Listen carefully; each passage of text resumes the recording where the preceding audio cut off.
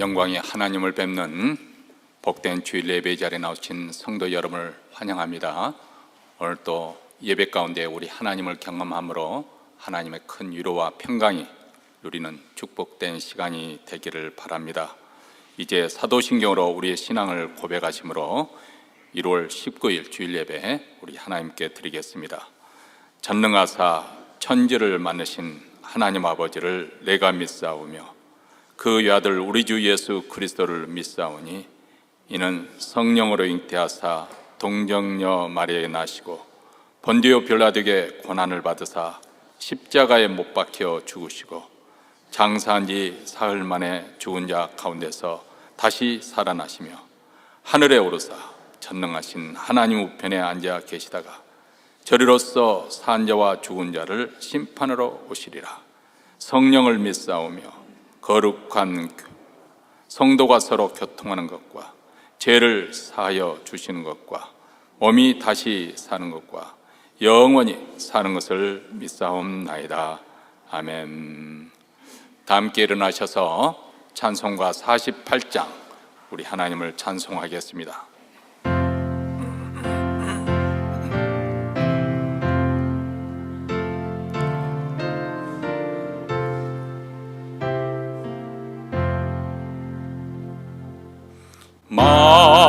만유의 주제 존귀하신 예수 인자가 되신 하나님 나 사모하여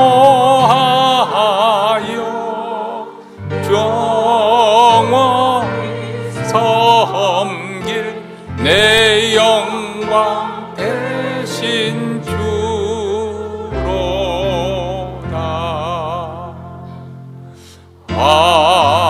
화려한 동산 무성한 저수목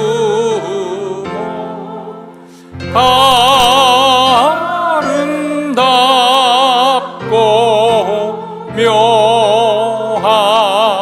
묘하나 순결한 예수 더 아름다 봄 같은 기쁨 주시네.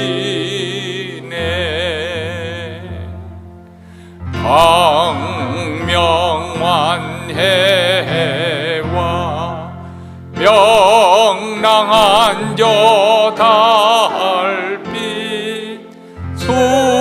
수많은 별들 빛이 나 주 예수 빛은 더 찬란하여 잠비교할 수 없도다.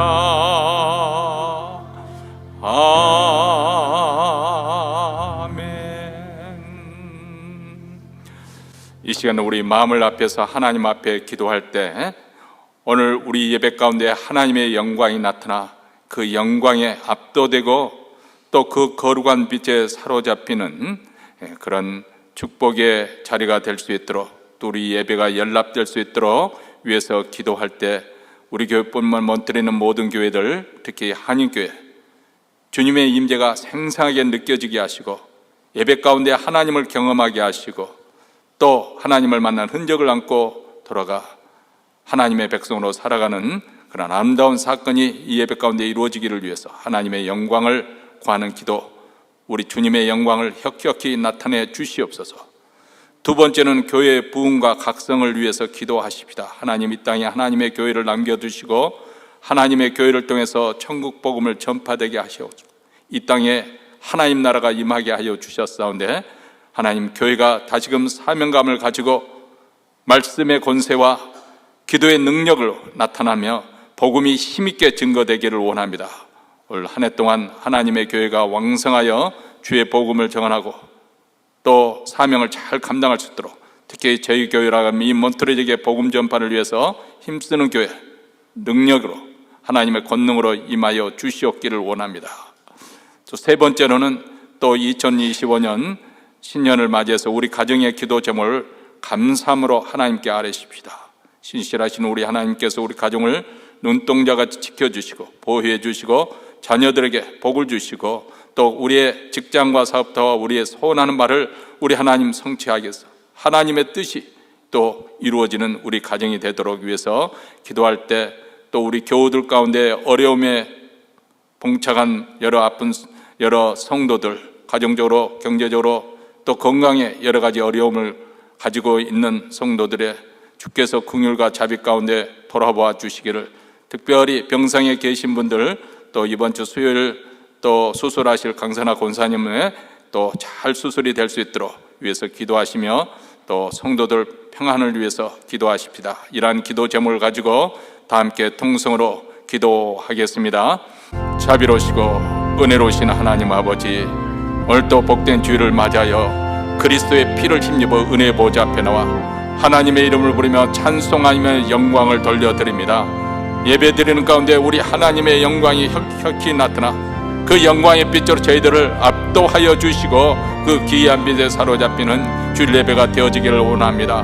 우리 교회권 몬트레는 모든 교회들, 하나님의 백성들에게 우리 하나님의 임재가 생생하게 느껴지게 하시고 예배 시간을 통하여 하나님을 경험하게 하시고 하나님의 만난 흔적을 안고 돌아갈 수 있도록 우리 하나님이 예배 가운데 당신을, 우리 하나님의 영광을 혁혁히 나타내 저희들을 압도하여 주시옵기를 원합니다.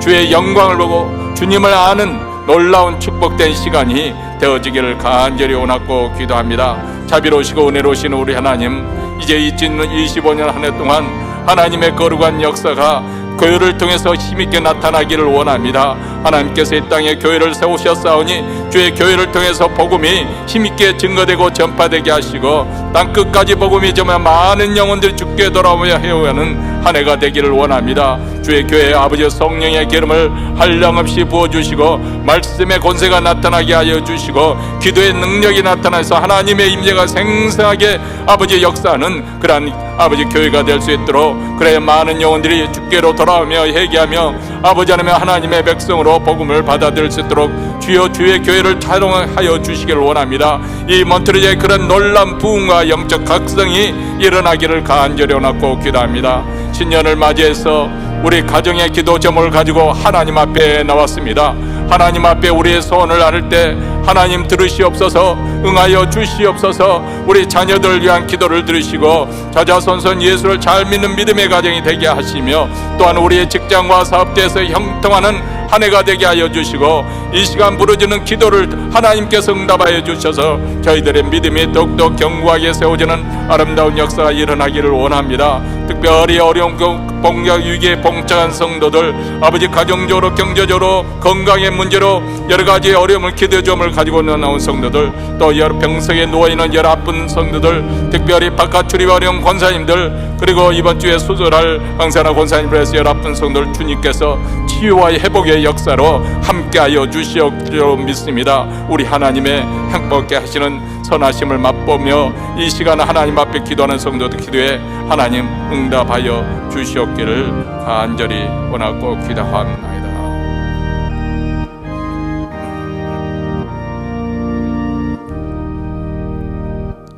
하늘에 계신 우리 아버지여, 이름이 거룩히 여김을 받으시오며 나라에 임하옵시며 뜻이 하늘에서 이룬 것 같이 땅에서도 이루어지이다. 오늘날 우리에게 일용할 양식을 주옵시고 우리가 우리에게 죄진 자를 사하여 준 것 같이 우리 죄를 사하여 주옵시고 우리를 시험에 들게 하지 마옵시고 다만 악에서 구하옵소서. 대개 나라와 권세와 영광이 아버지께 영원히 싸움나이다. 아멘.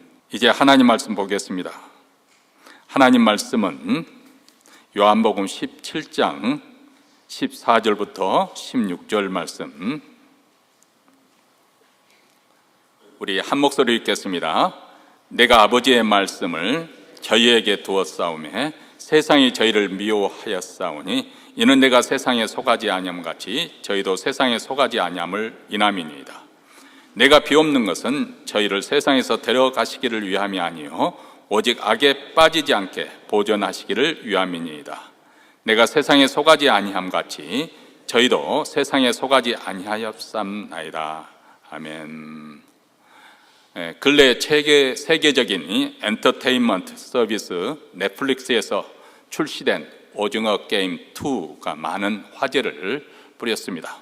넷플릭스 TV 프로그램 부분에서 전 세계 탑 10 가운데 1위로 몇 주째 차지했고 지금도 많은 사람들에서 시청되고 있는 줄로 압니다. 지난해 오징어 게임 1에 이어서 지난해인고 지지난해인지 기억이 아리까리한데요. 이어서 오징어 게임 2 또한 우리 한국 사람들이 아주 익숙한 우리가 어렸을 때 골목에서 그 친구들과 게임만 했던 그 놀이 게임을 이렇게 통해서 아주 흥미를 불러일으키고 또 그 가운데 또 잔인한 또 스릴이 느끼게 해주는 그런 프로그램인데 이것은 단순히 그 흥미진진한 그런 드라마성 있는 그런 프로그램일 뿐만 아니라 어떻게 보면은 자본주의 사회의 어두운 진실을 상징적으로 잘 보여주고 있는 프로그램이라고 생각이 되어집니다. 아주 큰 빚을 져서 뭐 사업을 하다가 망했든지 아니면 도박을 해서 큰 빚을 졌든지 인생의 막다른 골목에 도달한 그런 사람들이 우승자에게 몇백억이라 있는 상금을 준다는 그것에 현혹이 되어서 자기 생명을 걸고 벌이는 생존 게임이 벌어집니다.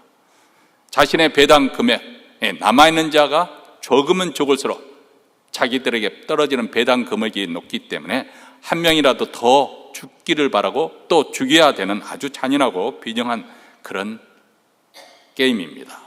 이 과정에서 우리 인간의 이기적인 욕망과 탐욕이 드러나고 인간성이 어떻게 변질돼 가는가 하는 것을 여실히 보여주고 있지 않습니까? 참가자들은 돈을 얻기 위해서는 무슨 일이든지 할 수 있는, 그래서 여기에는 인간의 가치와 존엄성이 무시가 되어지고 이것 또한 어떻게 보면 자본주의 사회 하나의 그 체계 시스템 이념화해서 그것이 무자비하게 돌아가고 있는 그런 사회 속에서 양육 강식의 그것을 상징적으로 보여주고 있는 것이 아닌가.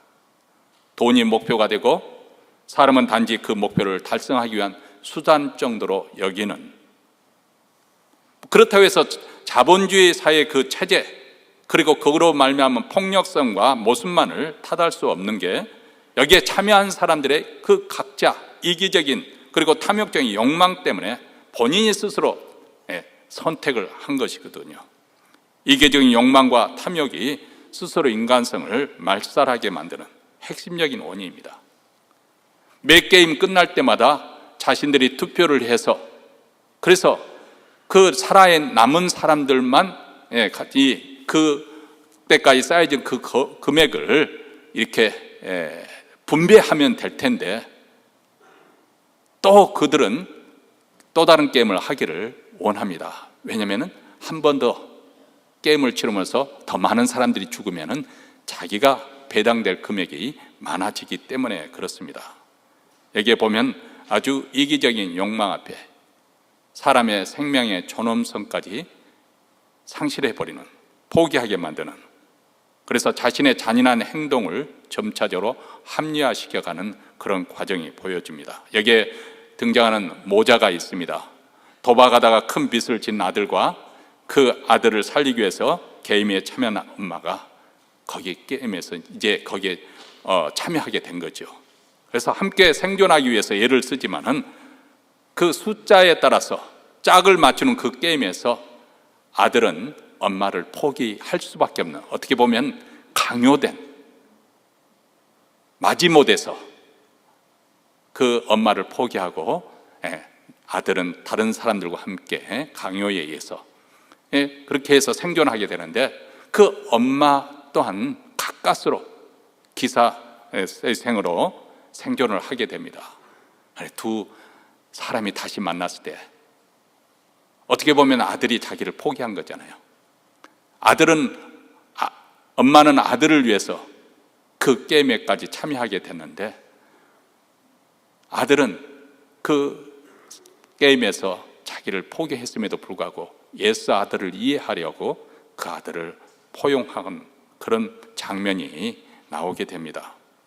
자, 오징어 게임, 이 게임은 단순히 자본주의사의 부정적인 면과 탐욕스러운 그런 면만 부각되는 것이 아니라 또 다른 강조점이 있는데, 그것은 공동체의 연대, 이것이 얼마나 생존하는 데 필요하고 중요한 것인지, 이 게임이 진행됨에 따라서 일부 참가자들이 서로 협력하고 또 서로를 믿게 돼서 신뢰감을 쌓아가고 그 가운데 희망의 실마리를 키워가게 되는 것이죠.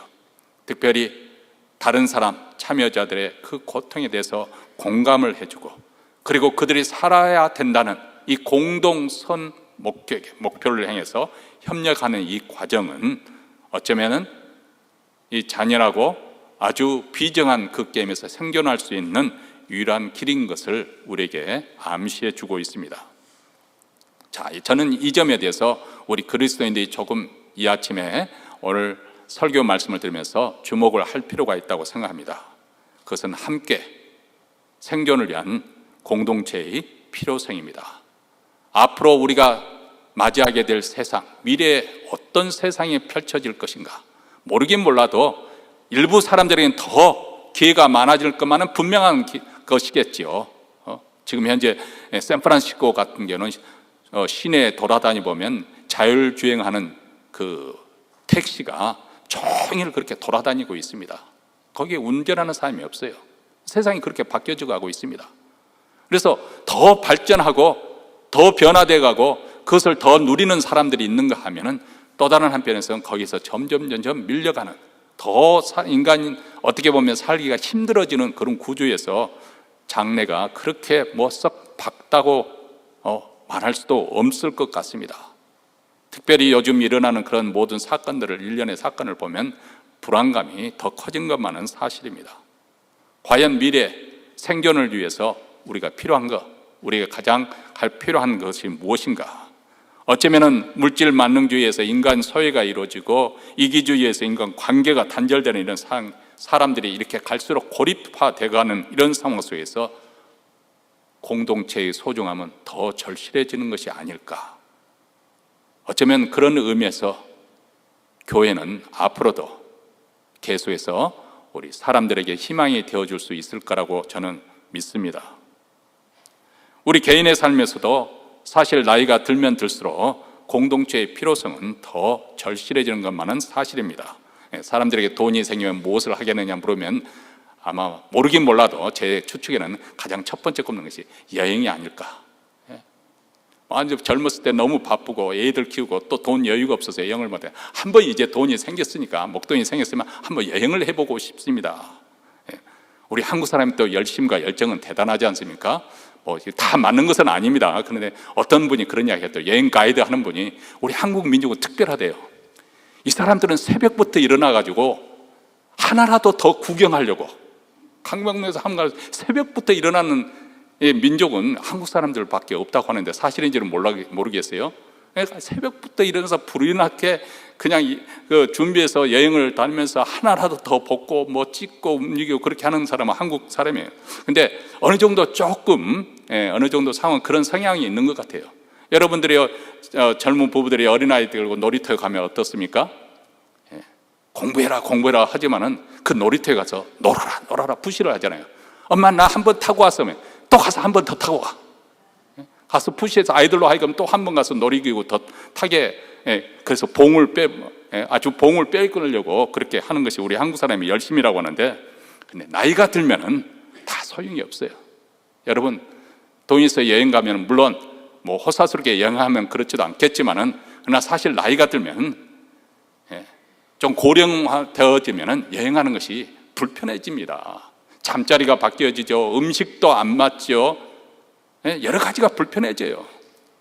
여러분, 지난 한 해 동안 주일도 그렇습니다만 수요일 때 매 수요일마다 정말 얼마나 잘 먹었는지 모르겠습니다. 저 얼굴이 조금이라도 빛이 난다면 우리 성도들이 잘 먹여줘가지고 아주 별식, 한국에서 이제는 먹어볼 수도 없는 것들, 지난주에도 무 비빔밥인가요? 하여간 그렇게 해서 이렇게 먹었었는데요. 사실 나이 든 사람들에게는 이런 소소한 기쁨, 뭐 대단하고 돈이 많이 들여서 화려해 큰 일을 해서 느끼는 그런 기쁨보다도 이렇게 그런 복잡한 것보다도 아주 단순하고 또 소소한 것, 거기서 얻는 기쁨이 더 크게 와 닿는 나이입니다.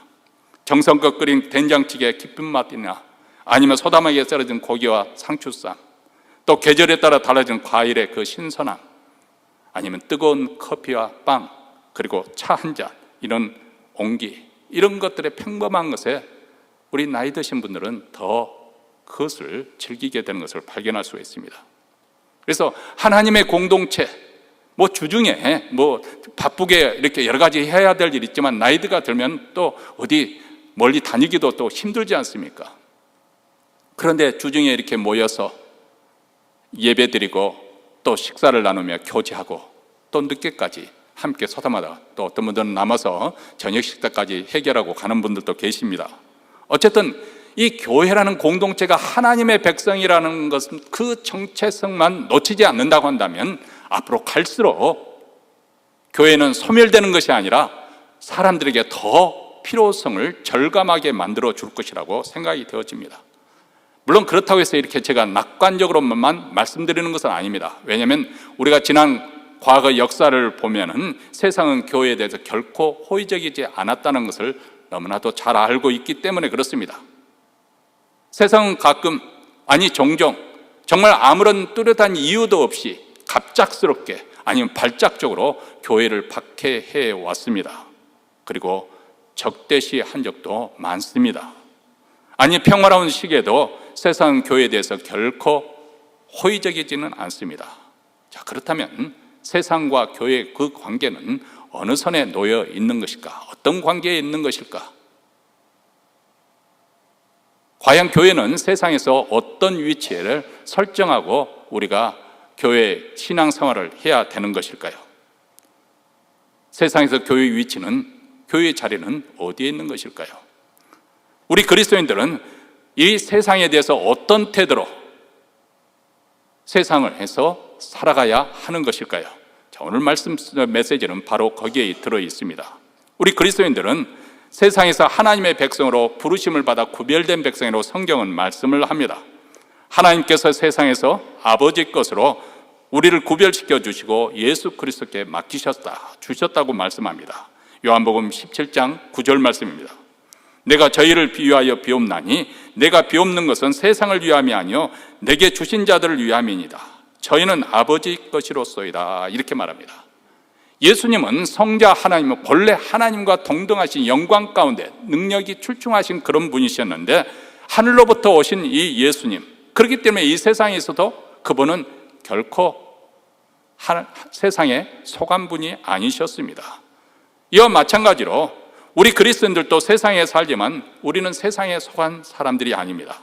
우리는 하늘나라에, 하나님 나라에 속했다고 말씀하고 있고 이것으로 인해서 세상이 미워한다고 말씀합니다. 14절 말씀입니다. 내가 아버지의 말씀을 저에게 주었사오매 세상이 저희를 미워하였사오니.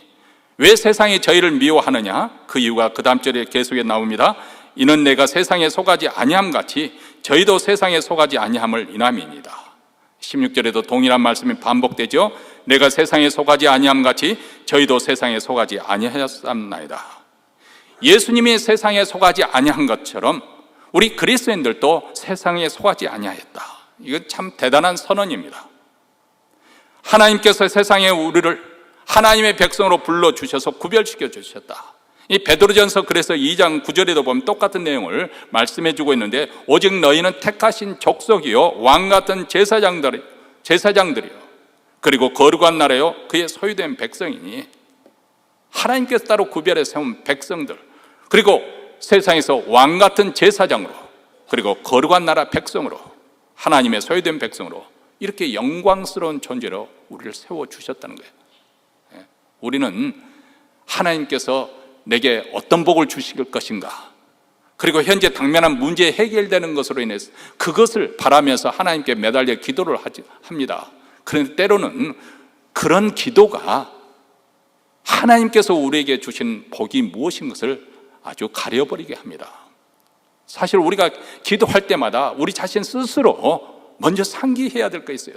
우리가 어떤 존재인가, 우리가 하나님으로부터 이미 받은 복이 무엇인가, 그것을 헤아려 보아야 되는데, 그것은 하나님께서 우리를 하나님의 자신의 백성으로 삼아주셔서 하나님께서 함께 하시겠다, 그것입니다. 우리의 소속과 신분이 달라졌다는 것입니다. 그래서 세상이 우리를 미워한다는 거예요. 왜냐하면 세상은 마귀의 것으로, 마귀의 소속이 되어 있기 때문에, 그것은 하늘에 속한 것이 아니라 땅에 속한 것이기 때문에 자연적으로 우리 믿는 자들을, 하나님의 백성들을 미워할 수밖에 없다는 것입니다. 그래서 우리가 하나님의 자녀로 이 땅에 살아가는 것이 대단히 영광스러운 일이기는 하지만, 동시에 우리는 여기에 많은 갈등과 고난이 있을 것을 우리는 예견해야 됩니다. 그래서 사도 바울이 이렇게 우리에게 말씀해 주고 있죠. 사도행전 14장 22절에 보면 우리가 하나님 나라에 들어가려면 많은 환난을 겪어야 할 것이라. 디모데후서 3장 12절에도 무릇 그리스도 예수 안에서 경건하게 살고자 하는 자는 핍박을 받으리라. 우리가 이 세상에서 하나님의 백성으로서 우리가 당당하게 믿음을 가지고 확신을 가지고 하나님이 내 편이 되어주심으로 두려워하지 않냐고, 염려하지 않냐고 우리가 살아갈 수 있지만, 또 다른 한편에서 하나님의 백성으로 연단시키기 위해서, 훈련시키기 위해서 하나님의 신비한 그런 이 섭리 가운데서 우리는 세상에서 고난이 겪을 수 있다. 연단을 위해서 환난이 있을 수 있다. 근데 우리가 이렇게 하나님의 백성이지만은 하나님의 백성들이 세상에 당면할 그런 갈등과 고난을 예견하면서도 우리 주님께서는 우리를 세상에 두고 떠나셨습니다. 15절에 내가 비옵는 것은 그들을 세상에서 데려가시기를 위함이 아니요 다만 악에 빠지지 않게 보존하시기를 위함이니라. 이 땅에 교회라는 공동체를 우리 주님께서 남겨두고 가셨는데, 그렇다면 교회는 세상에서 어떻게 살라고 하는 것일까요? 악에 빠지지 않도록, 그러면 우리로 하여금 세상과 등지고 살라는 것인가? 세상 가운데서도 높은, 우리만의 그 높은 성을 쌓아서 담을 쌓고 세상과 절연하며 살라는 것일까? 그래서 세상에 오염되지 않고 죄에 빠지지 않도록, 아니면 아예 깊은 삶 속이나 고도 그렇게 떠나서 살아야 되는 것일까? 아니면 우리 주님께서 세상에 놔뒀으니까 우리도 세상에서 그렇게 적당히 섞여서 살아야 되지는 않을까? 여기에 우리 그리스도인들이 아주 지혜롭게 세상에 살지만은 어떻게 살 것인가 깊은 숙고가 필요한 것이고, 또 오늘 말씀이 그것에 대해서 말씀해 주고 있습니다. 우선 이 문제를 해결하기 위해서 우리가 접근하려면은 먼저 세상에 대한 올바른 개념 정리가 필요합니다.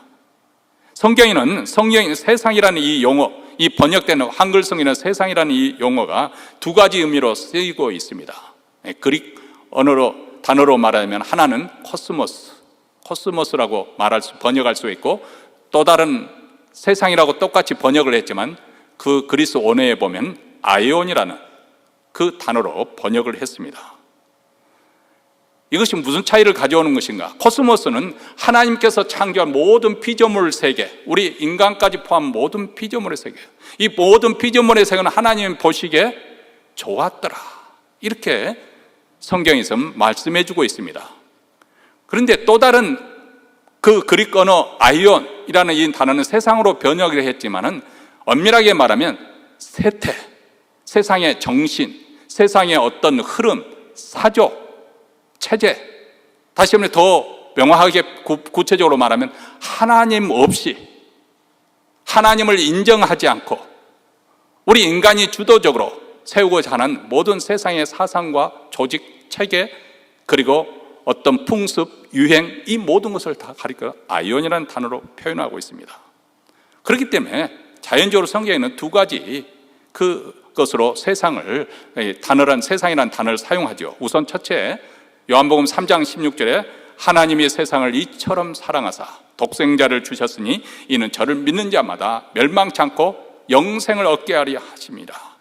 자, 여기서 말씀하는 세상이라는 것은 우리가 멀리 해야 되고 담을 쌓아야 하고 절연하는 그런 세상이 아니라 하나님이 이처럼 사랑하는 그런 세상이에요. 여기서 세상이라고 하는 것은 세상 피조물 중에서 특별히 사람들을 이야기하는 것이죠. 다시 말하면 하나님께서는 물론 우리 믿는 자들을 사랑하시면 자기 백성들을 사랑하시고 보호하시지만은, 그렇다고 해서 세상 믿지 않는 불신자라고 해서 우리 하나님께서 망하라 그렇게 해서 무시하는 거 아니에요. 악인에게나 서인나 고루 비를 주시고 햇빛을 주시는 우리 하나님께서도 저 믿지 않는 자들도 저희들도 예수 믿어서 구원받기를 원하시고 그들의 영생 주시기를 원하는 것이 우리 하나님의 마음입니다. 그렇기 때문에 그런 세상을 위해서 하나님께서 자신의 독생자를 내어주셨잖아요. 그래서 예수 그리스도를 신앙으로 주로 고백하는 사람들은 바로 우리도 세상 사람들을 사랑해야 됩니다. 내 이웃을 내 몸같이 사랑하는 내 이웃 속에는 바로 믿지 않는 바로 이웃 사람을 다 포함하고 있는 것이죠. 이런 의미에서 세상은 우리의 사랑의 대상입니다.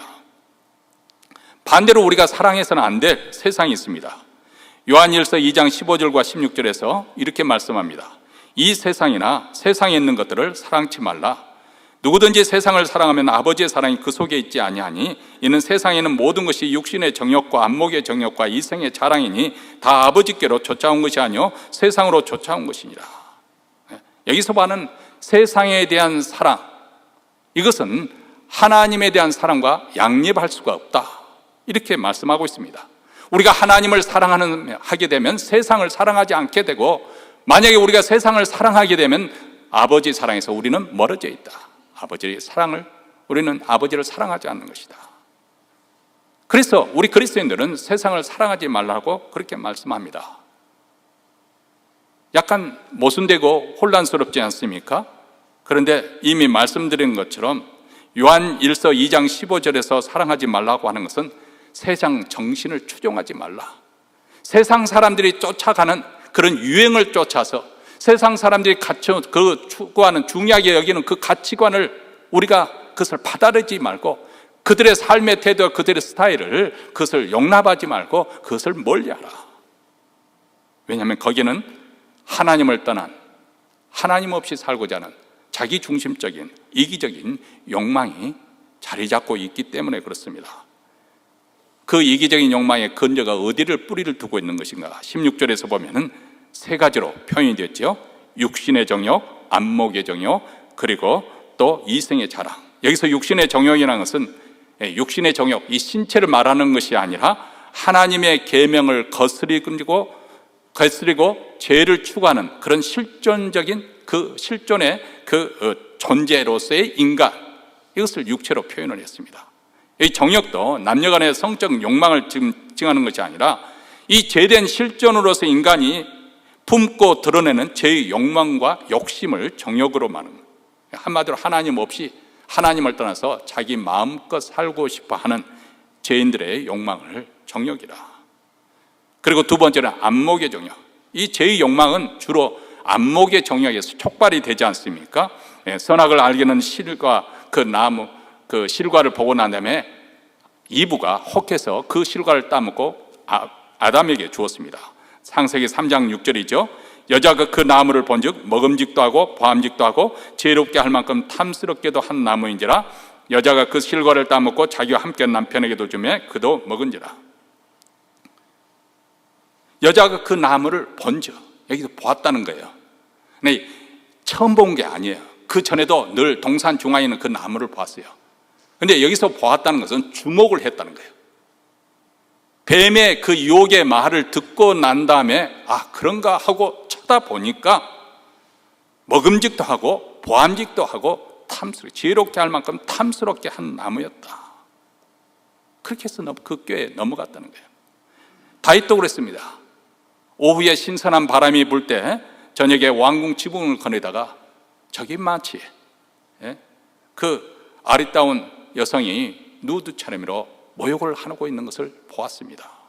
여기서 보았다고 했는데 잠깐 스쳐 지나가서 본 것이 아니라 집중해서 그것을 쳐다보았다는 거예요. 그래서 그 시선을 돌이키지 못하고 결국 죄인의 길로 치닫게 됩니다.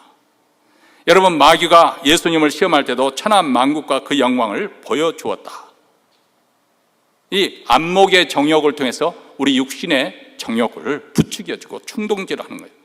이것이 바로 세상의 정신, 사람들이 들겨 보는 연습교리, 예능 프로그램, 그 모든 것이 바로 이런 것들을 부추겨주는 것이죠. 세 번째로 이생의 자랑. 여기는 자기의 어떤 재능, 명예, 업적, 경력, 학력, 재산, 가문, 이것들이 세상 사람의 자랑거리지 않습니까? 내가 이렇게 잘 나가고 있습니다. 또 바쁘게 살면 내가 이렇게 바쁩니다. 그것을 통해서 자기 존재가 얼마나 중요한 존재인지, 잘 나가고 있는지, 그것을 사람들은 표현하려고 합니다. 여러분, 교회 아니라고 안심할 것이 아니죠. 교회 안에도 이생의 자랑이 있을 수 있어요. 내가 이렇게 병 고치는 은사를 가졌습니다. 방언을 할 줄 압니다. 이런 은사 자랑을 하거나, 내가 봉사한 것, 내가 이만큼 수고했던 것, 내가 이만큼 교회로서 헌신했던 것, 이것도 자랑거리가 될 수가 있는 것이고, 내가 어떤 직분을 가지고 장로 직분을 가졌다든지, 아니면 내가 올해 무슨 책임을 맡았니, 직분이야 필요하지요. 교회 질서상 이렇게 일이 되어들도록 교회도 조직책이기 때문에, 그래서 재직들을 세우고 직분자를 세우는 거 아니겠습니까? 그런데 마치 그것이 훈장인 것처럼 자랑거리로 삼으면 이것이 또한 이생의 자랑이 되어버리는 것이죠. 이렇게 육신의 정욕과 안목의 정욕과 이생의 자랑이 세상 정신을 구성하고 있는데, 우리 그리스도인들은 그런 세상의 그런 정신을 추종해서는 안 된다, 따라가서는 안 된다는 것입니다. 다시 정리해서 말씀드리면, 우리는 하나님을 창조하신 이 세상, 그리고 사람들을 사랑해야 됩니다. 그러나 세상 정신, 육신의 정욕과 안목의 정욕과 이생의 자랑, 그 세상은 우리가 결코 사랑해서는 안 된다는 것입니다. 여러분, 이 세상이라는 단어를, 이것을 분명하게 구별하지 아니하면은 우리에게 많은 혼란과 혼동을 가져오게 됩니다. 그래서 우리가 사랑의 대상으로 삼아야 될 그 대상을 사랑하지 않게 되고, 소극적으로 그냥 대하게 될 수 있고, 또 사랑하지 않아야 될 그 대상을 또 그 매력에 끌려서 거기에 붙잡혀 타락하는 경우가 있습니다. 그래서 야고보 선생은 야고보서 4장 4절과 5절에서 이렇게 우리에게 강한 어조로 말씀을 하고 있습니다. 간음하는 여자들이여, 세상과 벗된 것이 하나님의 원수임을 알지 못하느냐. 그런즉 누구든지 세상과 벗이 되고자 하는 자는 스스로 하나님과 원수되게 하는 것이니라. 너희가 하나님의 우리 속에 거하게 하신 성령이 시기하시기까지 사모한다는 말씀을 헛된 줄로 여기노. 여기서 세상과 벗이 되는 건 세상 예수를 믿지 않는 사람과 친구하지 말라, 그런 뜻이 아닙니다. 여기서 말하고 하는 것은 세상 정신을 추종하지 말라, 따라가지 말라. 다시 말하면 세상 사람들처럼 시기하고 미워하고 싸우고 분열하고 살인하고 사랑이 없고 돈과 쾌락을 하나님보다 더 사랑하는 그런 세속적인 모든 정신과 태도를 갖지 말라는 것입니다. 하나님 없이 아주 이기적이고 자기중심적인 삶, 그런 삶의 태도를 추종하지 말라는 것입니다. 왜냐하면 이런 세상 정신으로 우리 중심을 자리 잡고 있으면 우리는 하나님과 원수될 수밖에 없기 때문에 그렇습니다. 근데 우리 그리스도인들이 이런 말씀을 들을 때 우리가 흔히 빠지기 쉬운 함정이 여기 있습니다. 그것은 바로 이원론적인 그런 세계관, 이원론적인 사고방식입니다. 이 이원론적 사고방식이라고 하는 것은 헬라 철학에서 비롯한 것입니다. 기본적으로 그 헬라 철학의 사상은 뭐냐면, 우리 인간의 육체를 비해서 모든 피조물, 이 물질 세계는 악한 것이고, 그리고 이 영혼은 선한 것이다 하는, 그렇게 이원론적으로 나누어서 생각하는, 분리해서 생각하는 거예요. 그런데 이런 이원론적인 사고방식이 사실 어떻게 보면 한국에 오랫동안 지배를 해왔습니다. 이해하기 쉽게 예를 들냐면은, 여러분들이 어렸을 때 아이들이 이제 막 어떻게 밖에서 놀다가 어떤 아이가 숨바꼭질을 여기 뛰어들어다가 또 잘못해서 이 강단에 올라오면 어떻게 합니까? 장로님들이나 권사님들이 야단칩니다. 아니, 왜 강단 위에 올라가? 감히 강단에 왜 올라가? 밖에서 나가 놀아. 교회도 예배당도 신령한데 더군다나 강단에 올라가면 안 되죠. 그래서 강단에 올라가려면 신발 벗고 맨발로 올라가든지 아니면 슬퍼를 신고 올라가지 않습니까? 이게 바로 이원론적인 사고방식이에요. 세상과 교회, 당, 이 예배당은 구별되고, 또 예배당 안에서도 강단은 구별되고 신령한 거. 그래서 옛날 분들이 제가 지금 구두를 신고 강단에 올라와 있고, 또 대피 기도할 때 올라가면은 큰일 날 줄 옛날 사람들은 그렇게 생각했습니다. 왜냐하면 신령한 곳이니까. 오늘날에도 이런 사고방식으로 신앙생활을 하는 분들이 계세요. 그래서 뭐냐면 교회에서 하는 일은 하나님의 일이고 내가 가정에서 하고 세상 직장에서 하는 것은 세상 일이라고 생각하는 것입니다.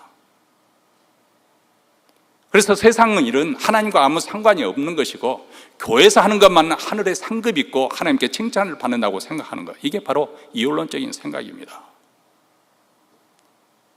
여러분, 우리가 예수님의 산상수훈으로 돌아가 보면은, 복음서의 산상수훈을 돌아가면 왜 예수님께서 그 당시 이런 신앙의 행위를 잘 하고 있었던 바리새인들을 책망했는가, 그 이유를 우리가 잘 이해를 해야 됩니다. 그 당시에 신앙인들이 가장 핵심적이고 칭찬을 받을 만한 세 가지 신앙의 행위가 있는데, 첫째는 기도를 많이 하는 것, 두 번째로는 구제를 많이 하는 것, 세 번째는 금식하는 거였습니다. 자, 그런데 이것에 대해서 예수님께서 어떻게 말씀하셨는지 마태복음 6장 1절부터 1절과 2절 읽어드리겠습니다. 사람에게 보이려고 그들 앞에서 너희 의의를 행치 않도록 주의하라. 그렇지 않으면 하늘에 계신 너희 아버지께 상을 얻지 못하느니, 그러므로 구제할 때 외식하는 자가 사람에게 영광을 얻으려고 회당과 거리에서 하는 것 같이 너희 앞에 나팔을 불지 말라. 진실로 너희에게 이르노니 저희는 자기 상을 이미 받았느니라. 자, 5절 말씀에 또 기도에 대해서만, 또 너희가 기도할 때 외식하는 자 같이 되지 말라. 저희는 사람에게 보이려고 회당과 큰 거리 어귀에 서서 기도하기를 좋아하느니라. 내가 진실로 너희에게 이르노니 저희는 자기 상을 이미 받았느니라. 자, 6장 16절에 보면 금식에 대해서 말합니다. 금식할 때 너희는 외식하는 자들 같이 슬픈 기색을 내지 말라. 저희는 금식하는 것을 사람에게 보이려고 얼굴을 흉하게 하느니라. 내가 진실로 너희에게 이르노니 저희는 자기 상을 이미 받았느니라. 여기 보면 제자들에게, 예수님께서는 자기 제자들에게 바리새인들의 행위를 본받지 말라는 거예요. 근데 사실 기도하는 것과 구제하는 것과 금식하는 것은 칭찬받아 마땅한 신앙의 중요한 핵심적인 요소들입니다. 근데 왜 예수님께로부터 경고를 받았을까요? 그들이 그 일에 대해서 소홀히 했기 때문에 그래서 경고를 받는 것도 아닙니다. 오히려 그들은 그 점에서 아주 탁월하게, 출중하게 잘 하고 있었습니다. 왜 책망을 받았을까요? 다시 본문으로 돌아가면 1절에 보면 사람에게 보이려고, 2절에는 사람에게 영광을 얻으려고, 5절에는 사람에게 보이려고, 16절에 사람에게 보이려고 계속해서 반복되고 있죠. 여러분, 이 신앙의 행위는 누구를 대상으로 해야 되는 것입니까? 오로지 하나님입니다. 하나님께 영광을 돌리기 위해서 행하는 것입니다. 기도하는 것도 하나님께 하는 것이고, 하나님께 나아가기 위해서 하는 것이고, 구제하는 것도 하나님의 은혜와 사랑을 받았기 때문에, 깨달았기 때문에 하나님이 긍휼히 여기는 마음으로 나도 후히 불쌍한 사람을 돕는 것이고, 금식하는 것도 내가 하나님께 더 가까이 나아가기 위해서, 하나님과 나 사이에 혹시라도 어떤 장애가 있지 않도록 하나님을 사랑하는 마음으로 더 헌신된 마음으로 하기 위해서 금식을 하는, 다 하나님을 향한 행위예요.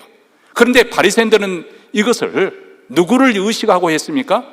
철저하게 사람들의 인정을 받기 위해서, 내가 이렇게 신앙심이 많고 종교심이 많은 사람이다, 내가 이렇게 의로운 사람이다, 내가 이렇게 신앙생활을 잘하고 있다, 이것을 사람들에게 나타내 보이고 인정받기 위해서.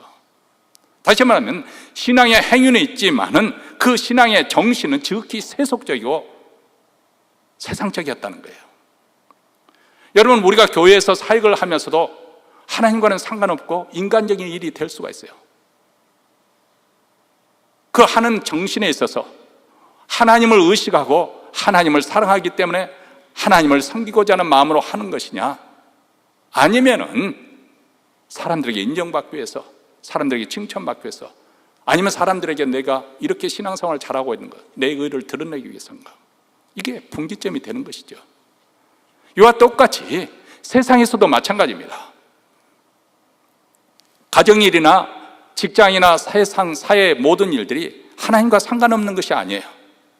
내가 하나님의 백성이란 그 정체성을 가지고 그리스도를 섬기는 마음으로 우리가 직장생활에 성실하게, 상관의 어떤 눈치를 보거나 눈가림으로 하는 것이 아니라 진정성을 가지고 하게 되면 그것은 하나님의 일이 되는 것입니다.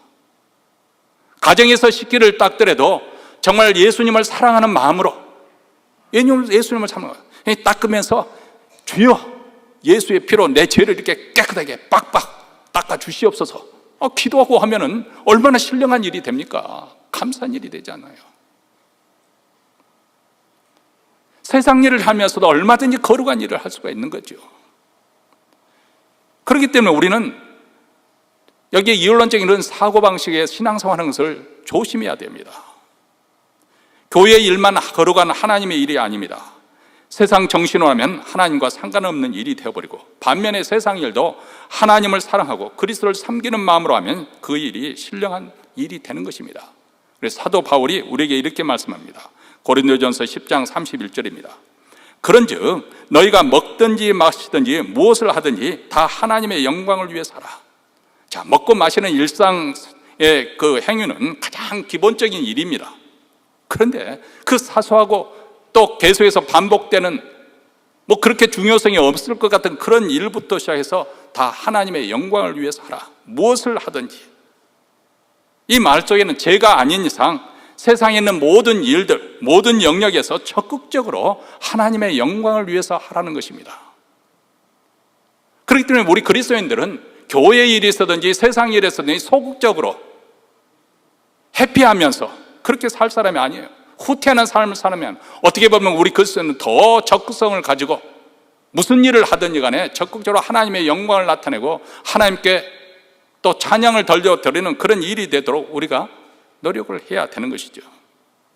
이 삶의 영역은 정치, 경제, 예술, 학문, 가정 모든 것을 망라하고 그 모든 것이 하나님의 통치 아래 있다는 것을 인정하고 하나님의 영광을 위해서 하라는 거 그렇게 말씀하고 있습니다. 사랑하는 성도 여러분, 우리는 세상 속에 있고 우리는 여전히 세상 가운데 살아갈 것입니다. 하나님께서 부르시는 그날까지 우리는 세상에 살아가게 될 것입니다. 교회 또한 이 세상 속에 있습니다. 그러나 우리는 세상에 속한 사람들이 아닙니다. 우리는 하나님의 백성입니다. 어느 곳에서 무엇을 하든지 우리 하나님의 백성이나 이 정체성을 놓치지 않기를 바랍니다. 이 세상을 우리가 사랑하되 그러나 그 세상 정신에 현혹되어서 세상 사람들이 사랑하는 그 유행에 추종하고 세상 사람들이 좋아하는 그것을 우리의 몸과 마음을 빼앗기고 맡겨서는 아니 됩니다. 우리가 하나님의 백성이라는 그 정체성을 굳게 지키려면 우리 마음에 예수 그리스도 그분이 나의 주, 나의 하나님이라 그분을 나의 인생에 내 인생에 통치권이 있다. 우리 교회도 목사와 장로 직분자들이 이 교회를 이끌고 가는 것이 아니라 예수 그리스도께서 말씀을 통해서 우리를 통치하신다. 우리는 그 말씀을 들 때 순종하는 거죠. 목사라고 해서 애가 아니라 말씀을 들은 저는 전하는 입장이 있기는 하지만은 저도 이 말씀 앞에 순종해야 되는 것이고 우리 성도들도 순종하는 것이죠. 어떻게 보면 예수님께서 우리가 말씀과 기도를 통해서 우리의 인생길을 지도하시고 또 교회라는 그 공동체 예배를 통해서 하나님께서 우리를 인도해 가십니다. 그런데 이 공동체 속에서 특별히 이 말씀이라는 것도 그렇지 않습니까? 이 말씀을 전할 때 저만 일방적으로 만들어서 그냥 애따 먹으시오 이렇게 하는 것이 아니라 우리 성도들 대상이 있잖아요. 그러니까 설교라는 것은 어떻게 보면 성도들과 목사와 함께 만들어 가는 거죠. 우리 교회의 상황이 있기 때문에 하나님께 그 교회에 맞는 상황에 맞는 말씀을 주시는 거예요. 새벽기도 때 그런 이야기를 나눴지만 오래전 이야기예요. 아주 오래전, 벌써 30년이 거의 다 돼가는 그런 이야기인데 그때 조금 교회에 어려운 일이 좀 리더십에 좀 갈등이 좀 있었습니다. 근데 여기에 제가 이제 예배 장로님들이 대표 기도하는데 제가 엎드려 있었을 때인데 장로님이 이렇게 기도하는 거예요. 하나님, 지금 이 땅에는 참된 목사가 없고 우리 교회 안에도 없습니다. 맞죠. 저야 참된 목회자 아니죠. 제가 얼마나 하나님 앞에 부족한 죄인이고 때로는 우리 권사님이나 장로님들 앞에서 얼마나 저분들 신앙에 또 미치지 못한다고 항상 이렇게 생각하고 오늘 또 이 강단에 올라올 때 제가 그렇게 기도합니다. 하나님, 제가 아니라 나 같은 죄인을 구원해서 목사로 세우신 이 하나님의 은혜가 얼마나 크고 놀라운가 그것을 증거하게 해 주십시오. 하나님의 증거가 나타나게 해 주십시오. 그렇게 기도하고 올라왔거든요. 그 장로님의 문자적으로 보면 틀린 말은 아니에요. 그런데 그 갈등 속에서 그런 기도하는 것은 목회자를 전투하는 거나 전쟁을 선포하는 거랑 마찬가지거든요. 근데 제가 엎드려서 기도하는데 솔직한 말로 몸이 부르르 떨리더라고요. 그 예배드리는, 더구나 하나님 앞에 예배드리는 이 시간에 어떻게 저런 말을 하나님 앞에 할 수 있을까? 어떻게 그런 말을 할 수 있을까? 그런데 그 기도가 끝나고 난 다음에 제가 말씀을 전하는데 하나님께서 힘을 주시는 걸 느끼겠어요. 제가 그 당시에 빌립보서를 쭉 강의하는 그날 그런 일이 벌어질 거라고 말씀 준비하지 않았거든요. 그런데 설교를 하면서 놀랐습니다. 어쩌면 그렇게 그 자리 형편에 맞는 말씀을 하나님께서 주시는지, 하나님께서 그런 상황이 있을 줄 알으셔서 그런 제게 그런 말씀을 주셨어요. 다시 말하면 하나님께서 목사의 설교를 통해서 우리 교회 공동체가 하나님의 인도함을 받고 어떤 방향으로 나아갈 것인가, 하나님께서 인도하시는 거예요. 그냥 아이디어를 짜가지고 생각을 짜내가지고 설교를 만들어서 전한 것이 아니라 교회 상황을 우리 하나님께서 아시기 때문에 그 가운데서 하나님께서 메시지를 주시고 그를 통해서 인도해 가시는 것이죠.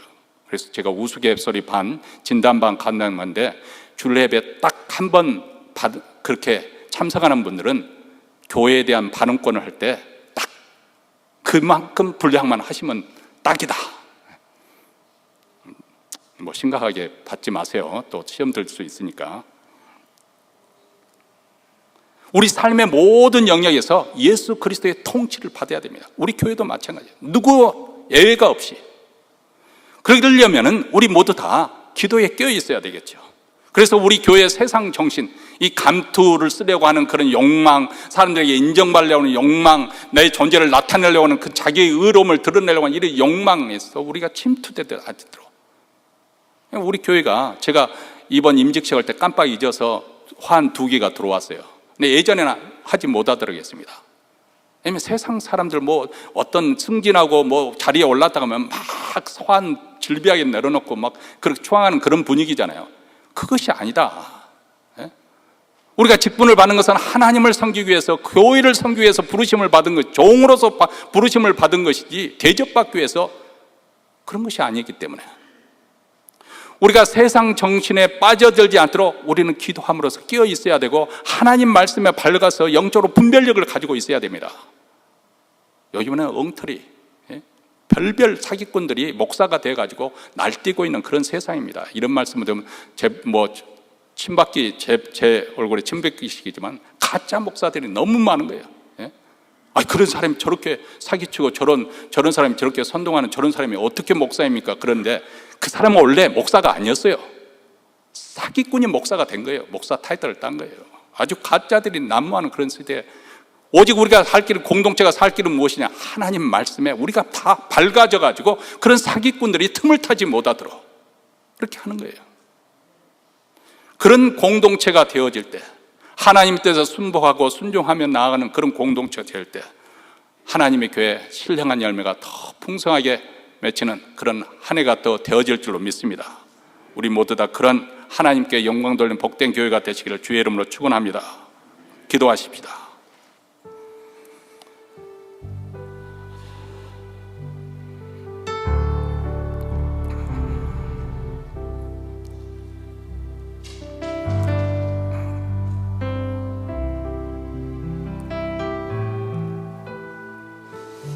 하나님 아버지, 지금 세상이 대단히 혼란스럽습니다. 정치, 경제, 문화, 학문, 그리고 사회적인 모든 불의와 부정이 횡행하고 있는 세태 속에 또 천재지변이 일어나고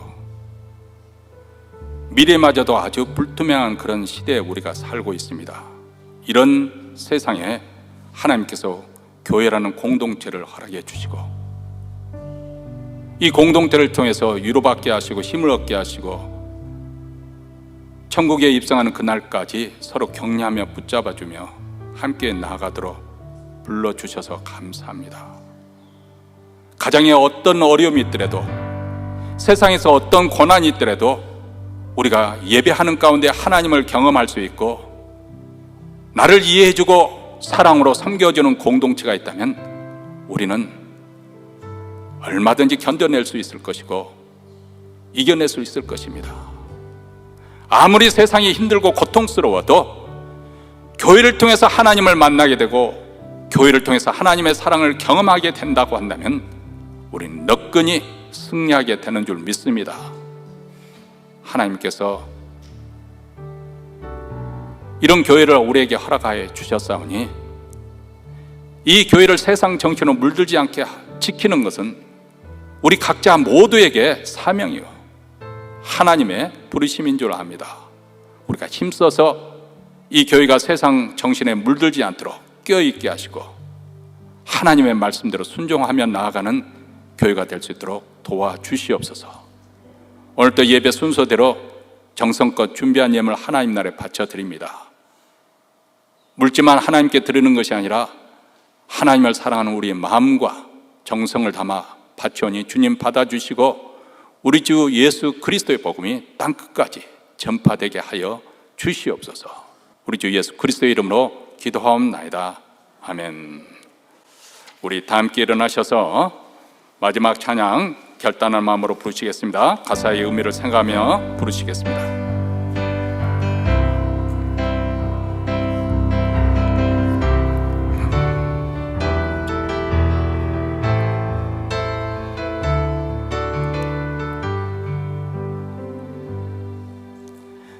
나 주님의 기쁨 되기 원하네. 내 마음을 새롭게 하소서.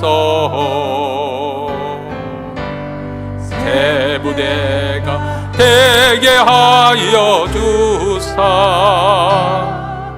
주님의 빛 비추게 하소서.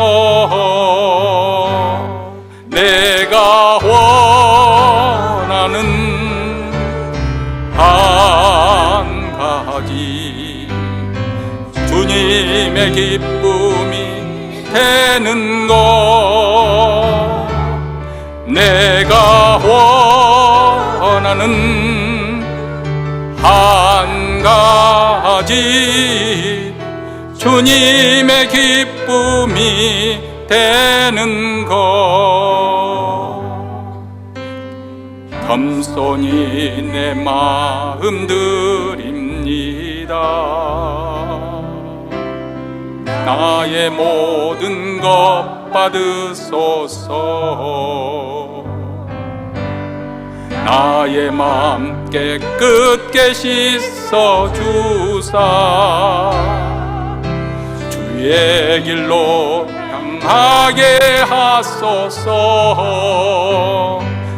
내가 원하는 한 가지 주님의 기쁨이 되는 것.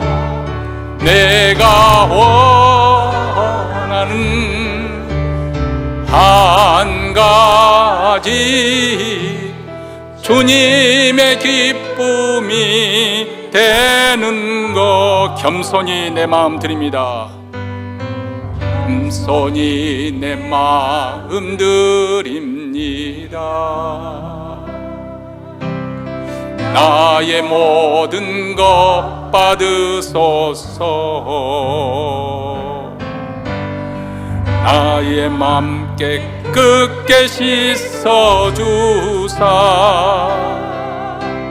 주의 길로 향하게 하소서.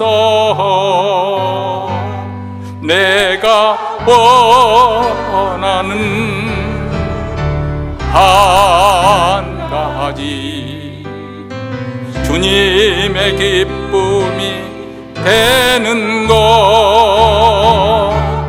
내가 원하는 한 가지 주님의 기쁨이 되는. 내가 원하는 한 가지 내가 원하는 한 가지 주님의 기쁨이 되는 것 내가 원하는 한 가지 주님의 기쁨이 되는 것 이제는 우리 구주 예수 그리스도의 은혜와 하나님 아버지의 무한하신 사랑과 성령의 교통하심이 오늘 하나님께서 이 땅에 허락해 주신 교회를 사랑하며 하나님 백성들을 섬기며 끝까지 우리의 믿음을 지키고 교회를 세상 정신으로부터 지키며 하나님의 뜻을 행하는 교회가 되고자 우리 각자 책임을 다하기로 다짐하며 이 자리를 떠나는 사랑하는 주의 백성들 그리고 그 가정과 기업과 교회 외에 영원토록 함께 있을지어다. 아멘.